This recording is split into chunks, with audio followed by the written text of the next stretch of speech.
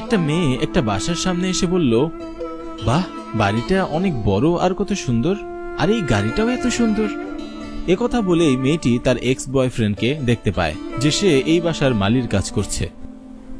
সে তার এক্স বয়ফ্রেন্ডকে বলে, আবির, তুমি এখনো মালি? আমার ভাগ্যটা কি, আজ 3 বছর পর তোমার আমার সাথে দেখা হলো, তাও সেই একই অবস্থায়। আজ আবারও সুযোগ পেলাম তোমায় নিয়ে হাসি ঠাট্টা করার। আমি একদম ঠিকই ভেবেছিলাম তোমার ব্যাপারে, যে তুমি সারা জীবন ঠিকঠাক কাজ করতে পারবে না। দেখো আমি এখন কত ভালো আছি, আর তুমি এখন এত বড় বাড়িতে একজন ছোট মালি হিসেবে কাজ করছো। ছেলেটি এবার বলল, আরে ও সব তো ঠিক আছে, কিন্তু তুমি আমাকে বলো তুমি এখানে কি করছো? মেয়েটি বলল, যাদের এই বাড়িটা তাদের কোম্পানির ম্যানেজার আমার বাবা। ছেলেটি বলল, ও আচ্ছা, তুমি মামুন সাহেবের মেয়ে? মেয়েটি বলল, হ্যাঁ। দেখেছো, এটা হচ্ছে সম্মান। আমার বাবা যেই কাজ করে সেই কাজের বিনিময়ে তাকে সম্মান দেওয়া হয়। আর তুমি কি করে জানবে সম্মানের কথা? সারাদিন তো তোমাকে এভাবেই বলে না, আবির এই গাছে পানি ঢাল, আবির এটা কাজ কর, ওটা কাজ কর, আবির তুই এটা করিসনি, ওটা করিসনি। সকাল থেকে সন্ধ্যা পর্যন্ত কথা শোনা ছাড়া তো আর কিছুই করতে পারো না তুমি। ছেলেটি বলল, আমার জীবন অনেক কঠিন, তবু আমি সুখী। তুমি বলো তোমার কেমন কি চলছে, তোমার জীবনে কি চলছে? আচ্ছা, তোমার মনে আছে রাফসানের কথা? আরে যে আমার বয়ফ্রেন্ড ছিল। আরে আমি সেই দিনের কথা বলছি যেদিন আমরা দুজনে শেষবার দেখা করেছি। তুমি আমাকে বলেছিলে, আরে তুমি আমাকে ছেড়ে যাচ্ছ, আমি তোমায় তো খুব ভালোবাসি, তাই না? আর আমি বলেছিলাম, আবির, খালি প্রেমে আমার পেট ভরে না, আর আমারও কিছু স্বপ্ন আছে, আমারও একটা লাইফস্টাইল আছে। তুমি কখনো আমার স্বপ্ন আর আমার লাইফস্টাইল পূরণ করতে পারবে না। গত 3 বছর ধরে তুমি আমাকে বলেছো তুমি অনেক ভালো কাজ করবে জীবনে, তুমি ভালো বড় হবে, তোমার ঘর বাড়ি হবে, তোমার টাকা পয়সা হবে, আরো কত কি, কিন্তু এখনো কিছুই হয়নি। আর তোমার সাথে থাকলে ভবিষ্যতে আমাকে তুমি খাওয়াতেও পারবে না, এমনকি দিনে 2 বেলা ভাতও খাওয়াতে পারবে না। আরে রাইসা, সবকিছুই কি টাকা পয়সা দিয়ে হয় নাকি? ভালোবাসাও তো থাকা দরকার, তাই না? আর তুমি ঠিকই বলেছো, বিশ্বাস করো, জীবনে আমি কিছু একটা করব। আবির, ব্যাস অনেক হয়েছে, এখন বোঝার এবং ব্যাখ্যা করার সময় চলে গেছে।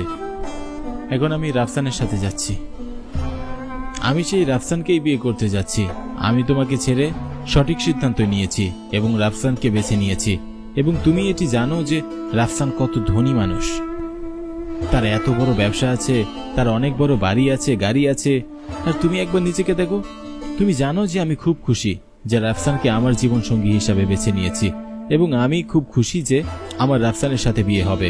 অন্যথায় আমি যদি তোমাকে বেছে নিতাম, তাহলে এখানে মালি হিসাবে আমাকেও কাজ করতে হতো এবং আমাকে এখানে বাসন ধুতে হতো।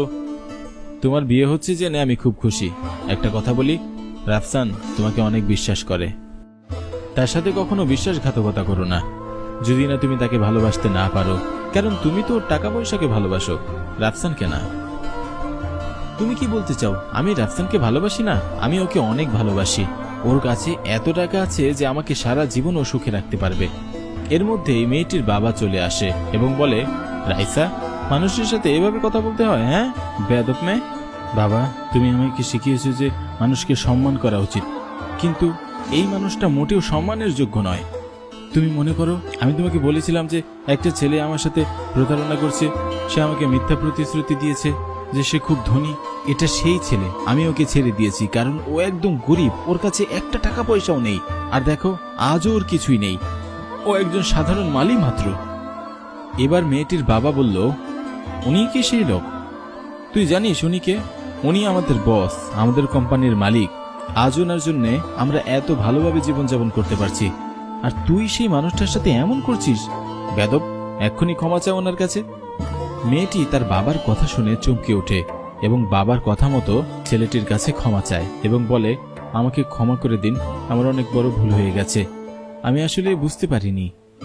ছেলেটি বলল, সমস্যা নেই, কিন্তু আমার একটা জিনিস খুবই খারাপ লাগলো যে তুমি সেই আগের মতোই রয়ে গেলে, তোমার মন মানসিকতার কোনো পরিবর্তন হলো না।